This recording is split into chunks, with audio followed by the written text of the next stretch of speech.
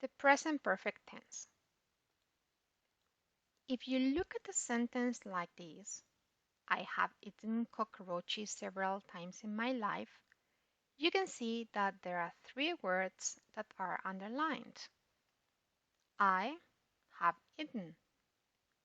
I is the subject of this sentence and have eaten is the verb. This verb is in the present perfect simple form.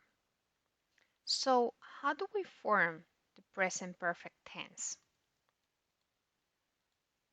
Regarding the affirmative, we need an auxiliary verb, have or has, depending on the subject, and then the past participle form of a main verb. And what is the past participle form of a verb? Well, in the case of regular verbs, it is the infinitive followed by the suffix ed, just the same form as in the past simple. And in the case of irregular verbs, it is the form in the third column. Okay, so if we think of a verb like to work and we want to write the present perfect form of this verb, the result would be this. I have worked. You have worked. He or she or it has worked. We have worked. You have worked. They have worked. If you look at these forms, you can see that all the subjects, except for this one, have the same form, which is have worked. But in the case of the third person singular form, we have has worked. Examples. I have never traveled by train. Peter has studied Spanish for 4 years. It is also very important that you remember that you can have a contracted form for the present perfect.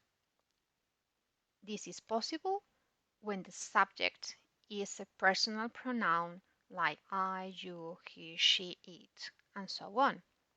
So, in the case of this example, I have never traveled by train, you can also have the option of saying I've never traveled by train, or she's worked instead of she has worked. So, to form the present perfect tense, we need an auxiliary verb, have or has, and the past participle of a verb. Both of them together create the present perfect tense form. When it comes to the negative, we need to include not, and this word is added after the auxiliary verbs have or has. Both of them accept the contracted form haven't or hasn't. And then we have to use the past participle form of the main verb, just like in the affirmative form. So for verb to work, the result would be I haven't worked, you haven't worked, he or she or it hasn't worked, we haven't worked, you haven't worked, and they haven't worked. Examples. I haven't seen the film The Hunger Games Mockingjay, and my best friend hasn't done her homework.